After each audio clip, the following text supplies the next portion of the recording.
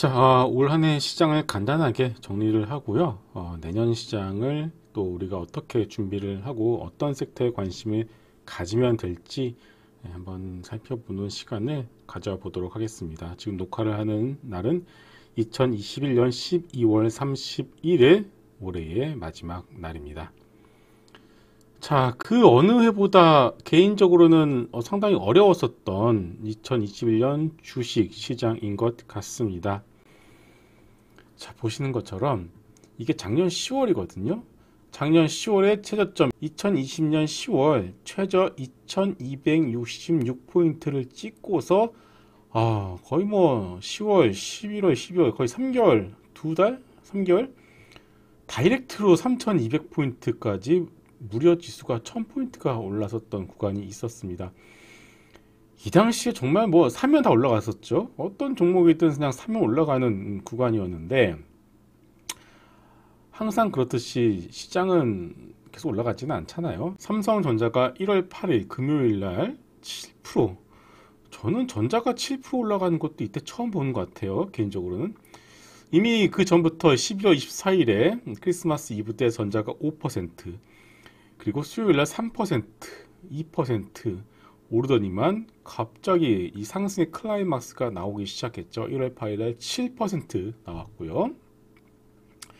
1월 11일 날 월요일 날 장중에 무려 삼성전자가 9% 이상 올라갔습니다.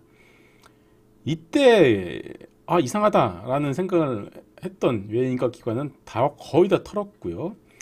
그리고 이 당시에 삼성전자 올라가기 시작하면서 주린이들이 연말부터 급격하게 주식시장으로 유입이 되었었죠. 그리고 나서 이날 삼성전자가 9% 올라간 날 전국의 모든 개미들이 다 외인과 기관의 매물을 받아주면서 결국 삼성전자는 올 한 해 내내 거의 뭐 11월까지, 11월이면 그냥 올 한 해 내내 떨어진 거죠. 올 한 해 내내 보시는 것처럼 꾸준히 밀리면서 모든 주린이 분들을 정말 힘들게 만들었습니다. 이게 비단 삼성전자만의 문제는 아니었어요. 다른 종목들도 볼까요? 현대차도 마찬가지죠. 현대차도 이때가 1월 10일에 삼성전자의 고점과 거의 비슷합니다. 예. 고점을 만들어내고 꾸준히 밀리면서 이때 물리신 분들의 경우에는 여전히 고점 대비 거의 한 9만원에서 10만원 가까이 손실이 현재 나고 있는 상황이고요. 자동차뿐만 그럴까요? 대표적으로 건설주도 볼까요? 현대건설 또 물론 건설주들은 작년 상반기에 조금은 좋았어요. 그렇지만 다시금 내려와 주면서 상승분을 거의 다 반납을 한 상황이고요. 또 뭐가 있을까요? CJ제일제당 대표적인 식음료주죠. 마찬가지로 7월까지는 그래도 좀 올라주는 모습이 나왔습니다만은 결국은 52주 신일저가를 찍으면서 이제서야 좀 바닥을 잡으려는 시도를 하고 있습니다. 그 와중에 카카오 같은 경우에는 이 삼성전자의 대장 자리를 이어받아서 5월달, 6월달에 1월 대비해서 7만원에서 17만원까지 올라서 거의 더블 이상 올라가 주는 모습이 나왔습니다. 이때 네이버도 마찬가지였었죠. 그런데 포스코 같은 경우도 결국은 상반기에 살짝 좀 좋았다가 다시금 다 반납을 한 상황이고요. 롯데케미칼 두말에서 롯데케미칼 두말할 게 없죠. 꾸준히 밀리고 있습니다. 결국은 이제 1월 달이죠. 삼성전자와 현대차의 오버슈팅으로 인해서 대형주 시장은 올 한 해 내내 죽었다 라고 봐야 될 것 같고요. 물론 이제 그러다 보니까 이제 IT 섹터를 올 초에 들어가신 분들의 경우에는 올 한 해 내내 정말 힘들었다가 최근 들어서야 다시금 조금 이제 돌아서는 모습이었고, 올 한 상반기는 거의 2차전지와 하반기에 게임 NFT 이 섹터를 여러분들이 가지지 못했으면은 올 한 해 내 장사는 거의 접었다 라고 봐야 될 것 같습니다. 자, 다시 지수로 돌아와서요. 내년 시장은 지금 시장이 우려하는 금리 인상, 테이퍼링이죠. 긴축을 우리가 충분히 우려를 했던 것 같아요. 지수로 보시게 되면 이거 아니죠. 9월, 10월, 11월, 12월 거의 4분기 내내 지수가 못 오르고서 이렇게 갇혀 있는 상황은 그 이유는 미국 연준의 금리 인상에 대한 우려감 그리고 금리 인상 속도에 대한 우려감이 이렇게 녹아져 있었는데 결국 결론부터 말씀을 드리게 되면은 내년 시장은 지금 시장 우려하는 금리 인상과 긴축보다는 훨씬 더 긍정적으로 흘러갈 것으로 예상이 됩니다. 시나리오를 여러 개 생각을 해볼 수가 있겠는데 한국거래소가 한국과 중국 공동지수 3종을 발표를 한다고 했습니다. 바로 전기차, 반도체, 우량 기업 등등을 포함을 한 이 한중 공동지수 3종을 발표를 했고요. 만약에 이것이 먹히게 되면은 외국인들의 대형주 매집 현상이 내년에는 나타날 가능성이 높고요. 또한 이제 금리 인상을 직접 만약에 연준이 하게 되면은 그 직후부터는 달러가 계속적으로 강세가 가기보다는 오히려 달러 약세로 전환이 될 가능성이 높기 때문에 이런 것처럼 한중 우량주 지수, 반도체, 그린 에너지, AI 자동차 지수 등 이 섹터에 포함이 되는 종목들의 어떤 외국인의 수급이 집중이 될 가능성이 높죠. 그렇다면 결국 어떤 종목일까요? 여러분 다 아시는 종목입니다. 삼성전자, SK하이닉스, 삼성전기, 자동차는 현대차, 기아차, 현대모비스로 여러분들이 이런 대형주들 중심으로 해서 여러분들이 보실 필요가 있겠고요. 만약에 근데 그럼에도 불구하고 여전히 이 한국 시장을 향한 외국인들의 수급이 외면이 된다. 지금처럼 전혀 관심을 가지지 못한다라면은 결국은 올해와 같은 종목 장세 그리고 투자가 집중이 되는 섹터 쪽으로 수급이 몰릴 가능성이 높습니다. 대표적으로 바이오도 있겠고요. 반도체, 폴더블 시장도 최근에 상당히 좀 좋은 흐름이 보여주고 있죠. 올해 삼성 폴더블이 작년 4배로 팔렸고요. 특히나 애플에서 타사라고 해봤자 뭐가 있겠습니까? 애플이죠. 애플에서 갈아탄 경우가 늘어났다라는 뉴스도 나오고 있습니다. 내년에 폴더블 시장이 이제는 병풍폰이라고 하잖아요. 한 번 접는 게 아니라 두세 번 접을 수 있는 병풍폰도 나올 가능성이 있고요. 삼성전자 입장에서는 애플보다 더 한 발 앞서가고 있는 이 폴더블 시장의 어떤 선두주자의 자격을 놓치지 않을 거라고 저는 생각을 합니다. 그렇기 때문에 이 폴더블 관련주들의 경우에는 작년에 이어서 올해도 상당히 좀 좋아질 거로 생각을 하고 있고요. 그리고 이 바이오 같은 경우도 마찬가지입니다.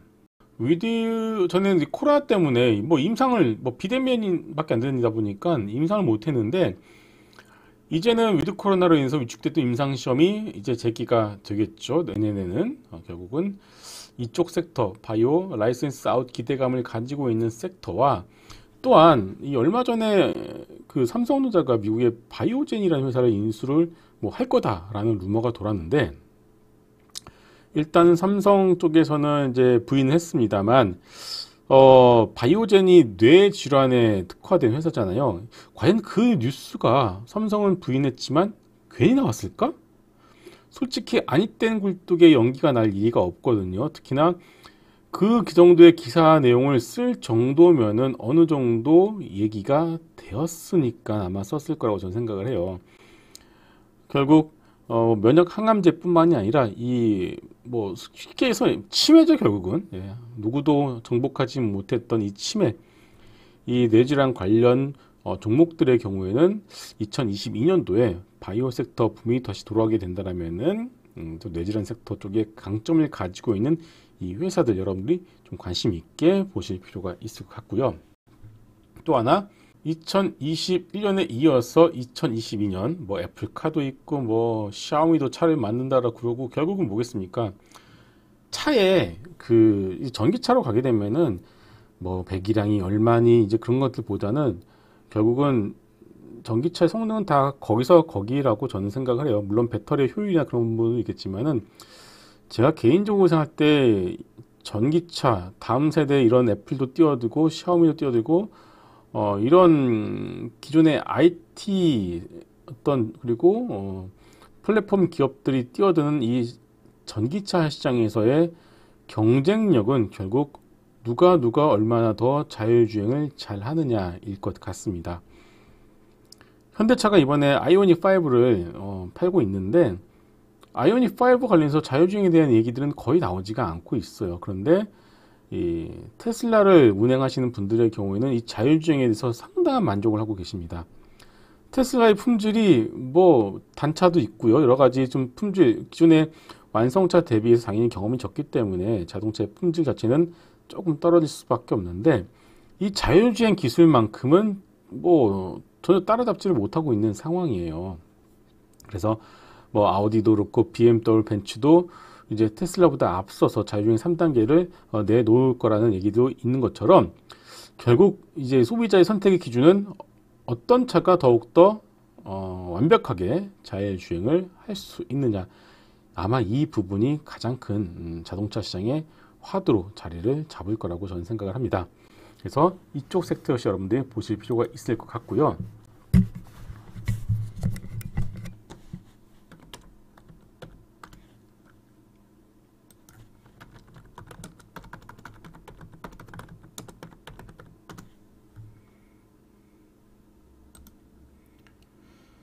또한 NFT, 대체 불가 토큰, 이 시장에 대한 성장 가능성은 계속적으로 나오고 있습니다.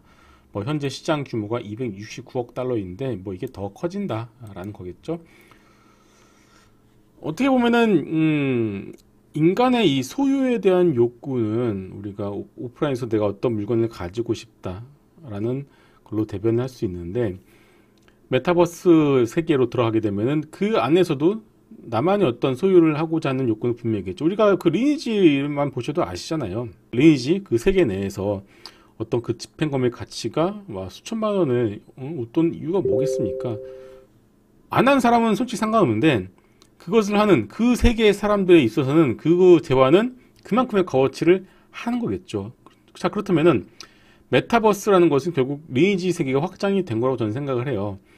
메타버스 세상 속에서도 분명히 대체 불가 토큰, 결국 제2의 집행검이 나올 가능성이 높겠죠. 근데 다만 이제 그런 것들이 이제 사람들의 이제 뭐랄까요, 취향의 것들이 워낙에 요새는 세분화되어 가고 있잖아요. 그래서 그 NFT 시장 내에서도 난 별로 안 좋아해. 그러면은 그런 어떤 내가 가지고 싶은 어떤 그 소수들이 가지고 싶은 그 NFT 시장에 대한 성장은 저는 상당히 높을 거라고 생각을 해요. 그렇기 때문에 뭐 서울 옥션이나 K 옥션 같은 이제 상장하죠. 그런 종목들에 대한 관심도 여러분들이 2022년에는 꾸준히 가져가실 필요가 있을 것 같습니다. 그래서 NFT 시장도 본격적으로 이제 커 나갈 거라고 저는 생각을 하고 있고요. 자, 메타버스도 빼놓고 얘기할 수가 없겠죠. 2021년 이 페이스북 지금 이름 사명을 메타로 바꿨죠. 페이스북이 먼저 사명을 메타로 바꾸면서 본격적으로 디지털 세상으로 진출을 시도를 했습니다. 보면은 제목이 다양한 시도가 펼쳐진 한 해라고 합니다. 결국 이 얘기 뭘까요? 이제 시작이라는 거겠죠. 사명까지 바꾼 글로벌 기업 페이스북이 이제 시도를 했다라면은 결국 그 세상으로 누구나 다 뛰어들 가능성이 높다고 저는 생각을 합니다. 자, 89년에 백투더 퓨처 2라는 영화가 나왔는데 그때 2015년을 묘사를 했거든요. 이 뉴스를 한번 더 보도록 할게요. 나르는 자동차는 아직 나오지 않았고요. 뭐 쓰레기 연료도 아직까지 나오지 않았고, 근데 일기예보는 거의 현실화 되어가고 있고, 자동 신발끈도 이미 나왔죠. 물론 뭐 많이 팔지는 않지만, 뭐 건조 기능인 옷이나 자동 사이즈 조절의 옷은 나오지도 아직 않았고, 3D 영화는 이미 나왔고요. 그리고 무인 식당, 결국 키오스크라고 봐야겠죠. 이것도 현재 나와 있고요.